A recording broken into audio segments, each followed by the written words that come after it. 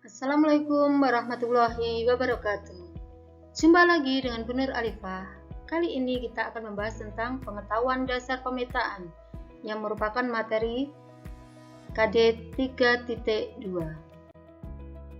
Pada materi pengetahuan dasar pemetaan, kali ini kita akan membahas tentang yang pertama adalah pengertian, kedua syarat peta, ketiga jenis peta, empat komponen peta, dan kelima adalah fungsi dan pemanfaatannya.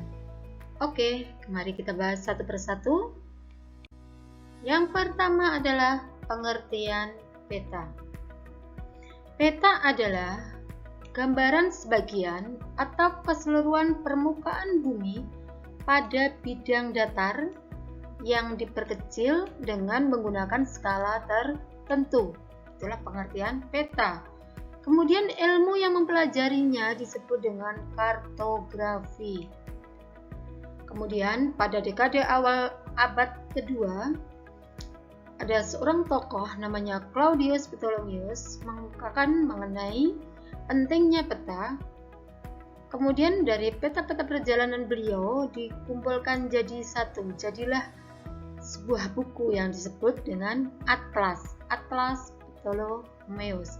Ini adalah orang yang pertama kali mengenalkan tentang atlas. Kemudian di sini ada beberapa pengertian peta. Yang pertama adalah menurut International Cartographic Association, geografi adalah gambaran unsur-unsur permukaan bumi yang berkaitan dengan permukaan bumi. Jadi permukaannya ya, dan benda-benda di angkasa. Itu menurut International Cartograph. Kemudian yang kedua ada Erwin Rice. Dia mengatakan bahwa peta adalah gambaran konvensional kenampakan muka bumi yang diperkecil seperti kenampakan aslinya bila dilihat vertikal dari atas. Peta dibuat pada bidang datar serta dilengkapi dengan tulisan-tulisan sebagai penjelasannya. Kemudian yang ketiga ada Sutarjo Surjo Sumarmo. Beliau mengatakan bahwa peta itu adalah lukisan dengan tinta dari seluruh atau sebagian permukaan bumi yang diperkecil dengan perbandingan ukuran yang disebut dengan skala atau kadar. Kemudian, kalau tadi kita sudah tahu peta, kalian pernah lihat globe maupun denah. Jadi ini gambarnya, yang pertama itu adalah gambar peta, kemudian ada globe, tiga denah. Kemudian apa sih bedanya? Kita mulai yang pertama, peta itu menginformasikan bentuk muka bumi. Jadi ketiganya sama kan, tentang bentuk muka bumi, tetapi dalam lingkup yang berbeda. Bidangnya apa? Kalau peta itu di bidang datar, globe itu bola, denah itu datar. Kemudian penggunaan skala perlu apa enggak? Kalau peta itu menggunakan skala global.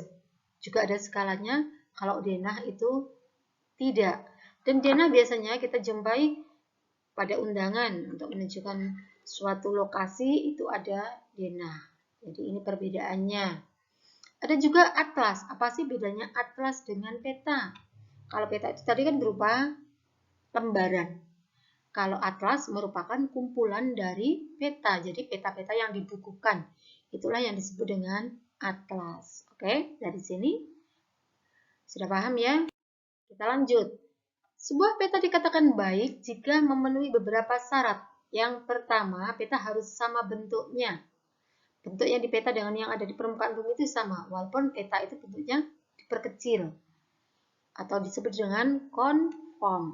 Kemudian yang kedua, jarak, yaitu perbandingan jarak pada peta harus sama dengan jarak sebenarnya atau biasa disebut dengan equidistant. Kemudian yang ketiga, peta harus sama luas, equivalent, yaitu perbandingan luas daerah pada peta harus sama atau sesuai dengan luas sebenarnya di lapangan.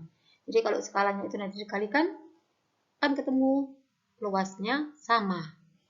Yang keempat, peta memiliki petunjuk arah yang benar sehingga memudahkan pengguna dalam pemanfaatannya. Jadi harus ada arah atau biasa disebut dengan orientasi. Yang kelima, informasi yang tergambar pada peta tidak membingungkan pengguna peta. Jadi informasinya itu harus jelas. Mau menunjukkan apa? Misalkan peta tentang pariwisata. Jadi ya fokus tentang pariwisatanya aja, bukan yang lain-lain. Jadi supaya tidak membingungkan penggunanya. Kemudian yang keenam, penyajian data-data pada peta harus benar, rapi, lengkap, dan teliti. Jadi kerapian itu juga sangat diperlukan dalam pembuatan peta. Harus kelihatan rapi, bersih, lengkap, dan teliti. Kemudian jenis-jenis peta berdasarkan isi data yang disajikan itu dibedakan menjadi dua, ada peta umum dan peta khusus atau biasa disebut dengan tematik. Misalkan peta politik, peta geologi. Ingat kan kemarin apa itu geologi? Kemudian peta persebaran objek wisata, misalkan wisata Tulungagung, peta kepadatan penduduk dan sebagainya. Itu disebut dengan peta tematik. Kemudian peta umum dibagi menjadi 3 jenis. Ada peta topografi berkaitan dengan relief muka bumi. Ada korografi menggambarkan seluruh atau sebagian permukaan bumi yang bersifat umum dan biasanya menggunakan skala sedang. Ada peta dunia atau disebut dengan peta geografi, yaitu peta umum yang berskala sangat kecil dengan cakupan wilayah yang sangat luas. Kemudian berdasarkan sumber datanya ada peta induk dan peta turunan. Kalau turunan itu dari peta yang sudah ada, kita salin, itu namanya turunan. Ya. Kemudian peta berdasarkan skalanya dibedakan menjadi 5. Ada peta kadaster, peta sangat besar, yaitu skala 1:100 sampai 1:5000. Contohnya ini adalah peta yang ada pada sertifikat tanah. Jadi nanti silahkan dilihat yang di rumahnya di desa punya tanah, coba lihat sertifikat tanah orang tuanya. Ada enggak di situ gambarnya, gitu ya. Kemudian ada peta pertambangan. Yang kedua peta besar.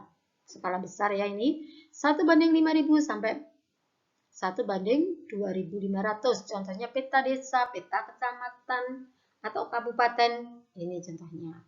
Kemudian yang ketiga ada peta sedang dengan skala 1:250.000 sampai dengan 1:500.000. Contohnya peta provinsi. Kemudian ada peta skala kecil. Ini adalah contohnya peta negara. 1:500.000 sampai dengan 1 juta. Kemudian kalau lebih dari 1 juta disebut peta geografis atau peta sangat kecil. Biasanya peta dunia. Ini peta berdasarkan skala. Kemudian komponen-komponen peta. Yang pertama itu judul. Harus ada judul. Judulnya itu ditulis dengan huruf kapital. Jelas? Ini ya, contohnya ada judul. Kemudian ada tanda orientasi atau arah mata angin. Jadi ke atas, yang atas ini mengarah ke utara. Kemudian harus ada skala, karena nanti kan kita untuk menunjukkan luas satu tempat. Ada lettering, cara penulisannya harus betul. Kalau menulis judul itu menggunakan tinta hitam. Kemudian kalau penampakan air, misalkan ini ya, Laut Jawa, itu pakai tinta biru dan italik. Miring. Oke. Kemudian ada legenda. Legenda itu adalah kumpulan dari simbol. Jadi ini ada berbagai contoh simbol. Simbol itu secara garis besar dibedakan menjadi 3. Simbol titik. Misalkan ibu kota itu ya, simbol titik. Simbol garis. Contohnya adalah jalan. Simbol area atau luasan. Misalkan waduk dan sebagainya. Kemudian ada garis koordinat atau garis lintang dan garis bujur. Ini juga sangat perlu. Kemudian ada lembaga pembuatnya, ada peta inset. Kalau peta inset ini sesuai dengan kebutuhan ya, tidak harus ada. Kalau ini sesuai dengan kebutuhan. Misalkan ini kita mau membuat peta Jawa Timur. Di sana ada insetnya Pulau Bawean. Nah, karena Bawean itu kan sangat jauh di utara sana.